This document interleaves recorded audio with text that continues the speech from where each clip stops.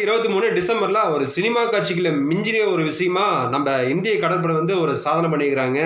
அது என்னன்னா, அரபிக் பெருங்கடல்ல பார்த்தோம்னா, ஒரு சரக்கு கப்பல் போயிட்டு இருக்குங்க. அதாவது எம்.வி. ரூபன் சொல்லிட்டு ஒரு சரக்கு கப்பல் போயிட்டு இருக்குங்க.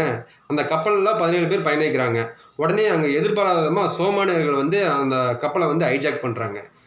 கேல்கட்டான்னு சொல்லிட்டு ஒரு போர்க்கப்பலும், ஐஎன்எஸ் சுமத்ரான்னு சொல்லிட்டு ஒரு பெட்ரோல் வண்டியும், பெட்ரோல் கப்பலும் இதுல வந்து சேர்ந்திருக்குங்க.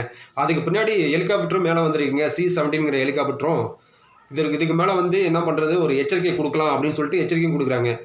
எல்லாரும் நீங்க வந்து சரணடைஞ்சிட்டீங்கன்னா, எல்லாரும் உயிரிழச்சு மிஞ்சும் அப்படின்னு சொல்லிட்டு ஒரு நம்ம இந்தியன் கவர்மெண்ட் ஒரு அறிவிக்கிறாங்க. உடனே வந்து அதெல்லாம் வந்து அவங்க பெருசா எடுத்துக்கலைங்க. உடனே வந்து சரி இதுக்கு மேல வேலையாகாதுன்னு சொல்லிட்டு, இந்த பேராசூட் மூலமா கீழ இறங்கிருக்கிறாங்க. இறங்குனவங்க அந்த கப்பல்ல இறங்கிட்டாங்க. உடனே ரவுண்ட் அப் பண்ணி கைது பண்ணிட்டாங்க. 17 பேத்த நம்ம சேவ் பண்ணது மட்டும் இல்லாம, ஒரு காயம் கூட ஆவலைங்க. அதுதாங்க இந்த ஆப்பரேஷன்ல மிகப்பெரிய ஒரு சக்சஸ்ங்க.